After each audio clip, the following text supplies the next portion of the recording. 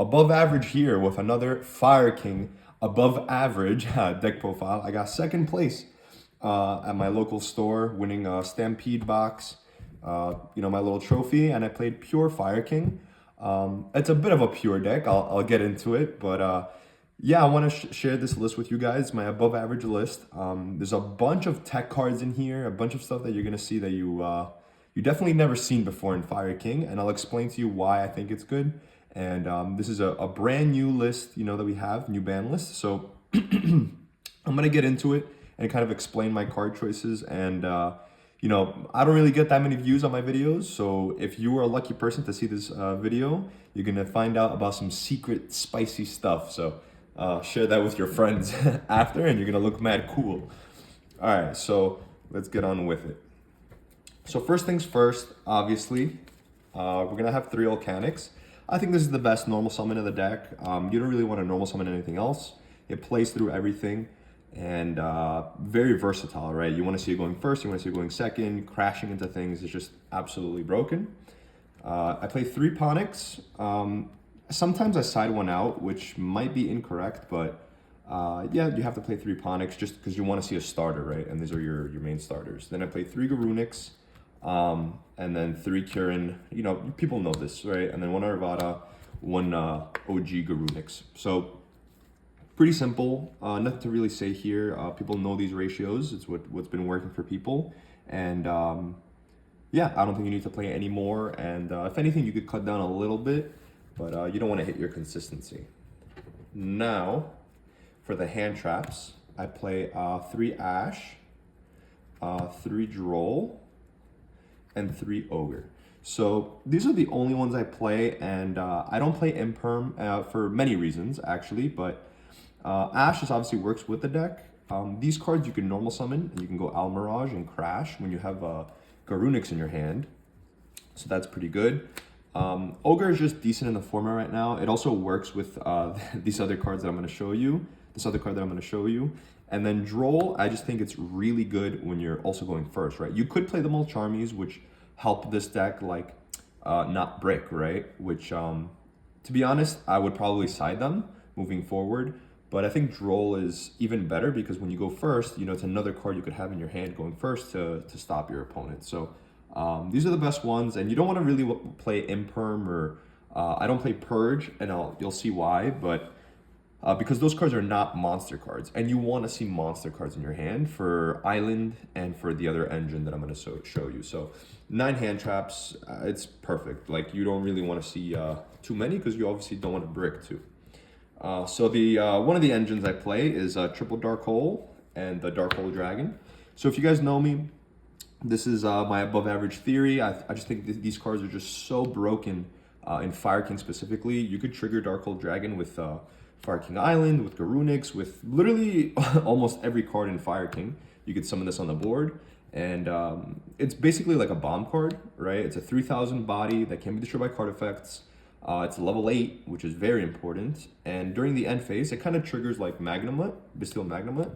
You search Dark Hole. So if you summon this on your turn, right, you activate it, you search a Dark Hole, you link with it or XYZ with it, right? It's engraved. You could trigger it again during your opponent's turn, so you bring it back out and then activate the effect, and then end phase you search another Dark Hole. So you could start your turn with legit, like, just double Dark Hole, which is a little game winning. So obviously these cards are not the best going first.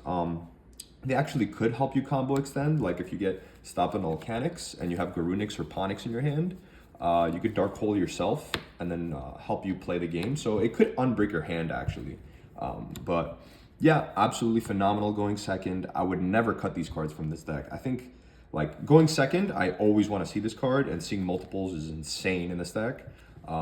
It could help you play through negates and stuff, and I just think it does way too much for the deck. And just starting your turn with like Dark Hole is a little too powerful. So yeah, I'll never cut these cards. These cards were amazing for me. My only loss was to Christian, game 3, which I did a slight misplay. And he obviously like drew the nuts too. So, and this deck is not the best against Christian, right? Because they get all their effects when they're popped. So that's that. Now the other engine I play is, I don't play Extrav, but I play the Millenium package. So When you share this with your friend, just say, hey, I got it from above average. So a little trick you could do is basically this, and this is the reason why I don't play Imperm or Purge. So basically with 1.5 cards, basically any one of these cards and any monster in your hand, right? So it could even be this, which would be good. Or your Garunix or like an extra droll or literally whatever you want. You could place these in your spell and trap card zone, basically with one card. I'll just do it for you really quick. So let's say you drew, I don't know, you drew this Engenjin and Dark Hole Dragon, right?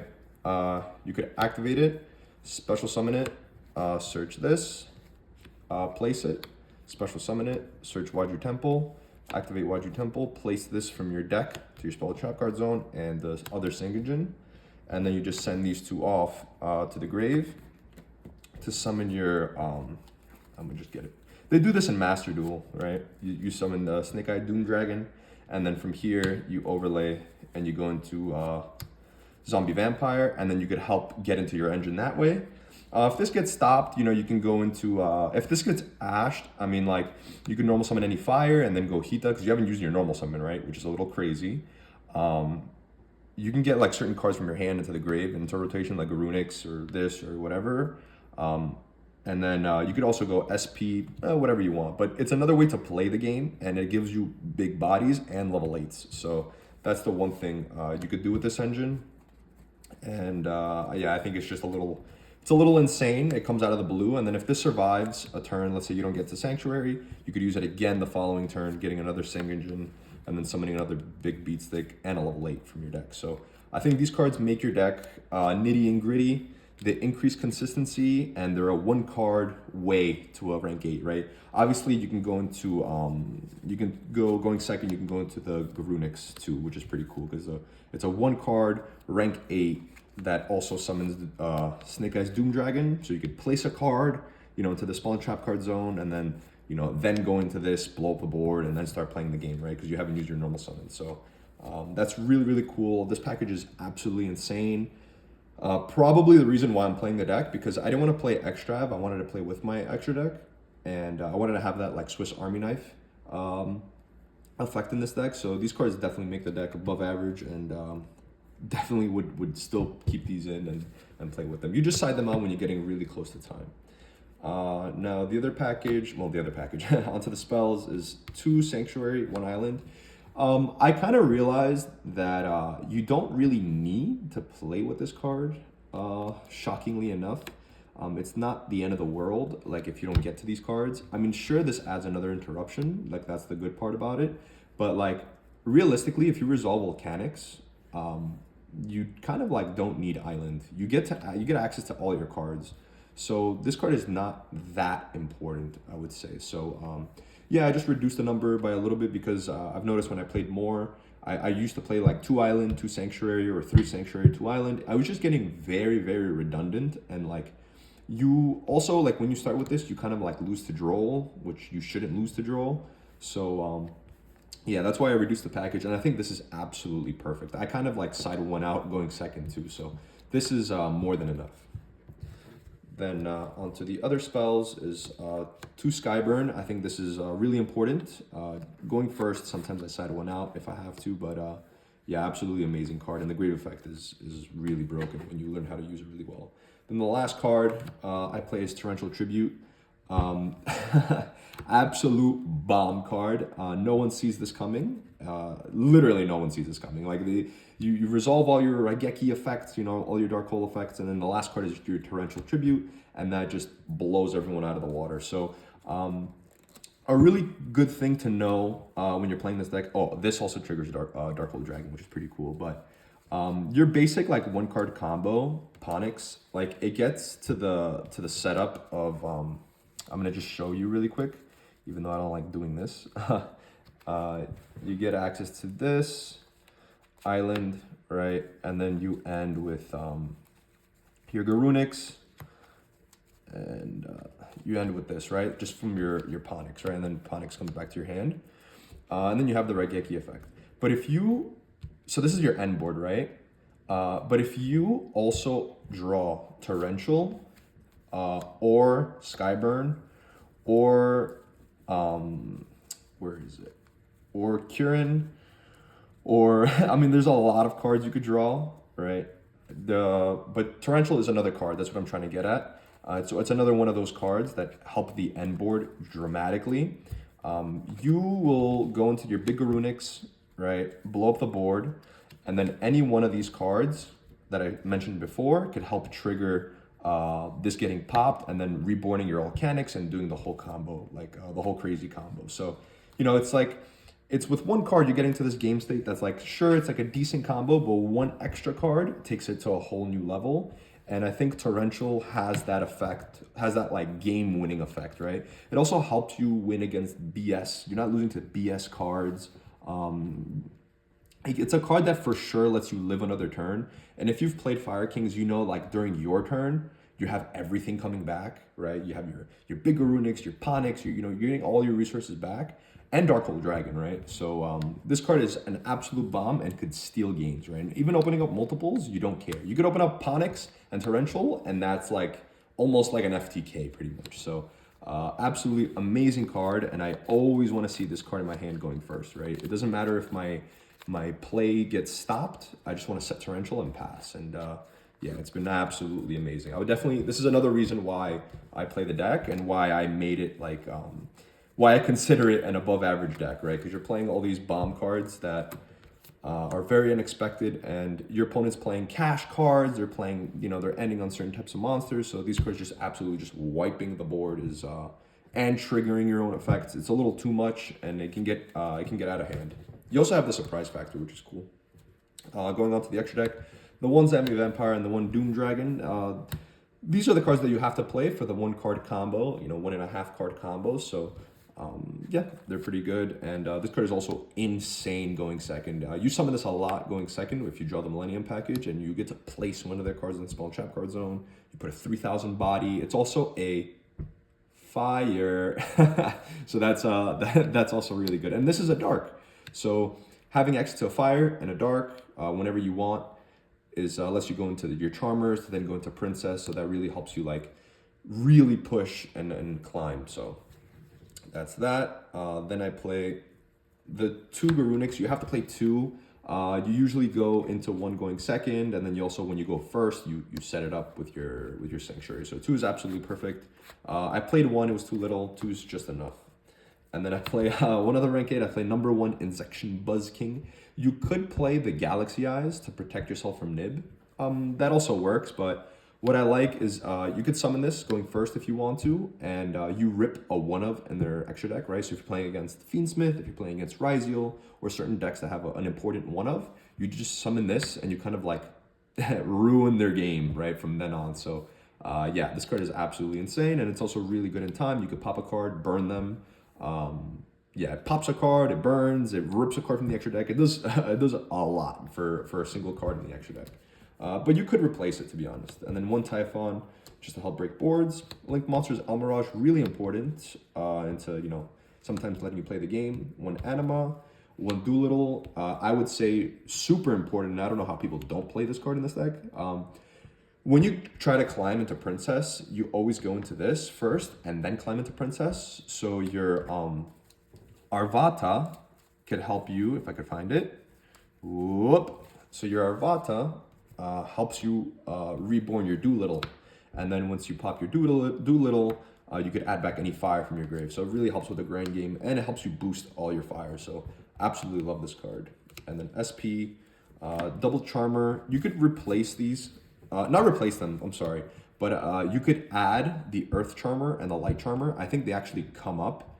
So I might include those cards in my deck, because with the Zombie Vampire, like, you want to hit a card that you could summon. And sometimes your opponent's playing only lights, or, you only mill lights or something. So I think the Earth Charmer and the Light Charmer are something that I'm going to try to include into the deck. But yeah, these are like the mandatory ones, and they come up like every game. 2 Princess, you have to play 2 Princess.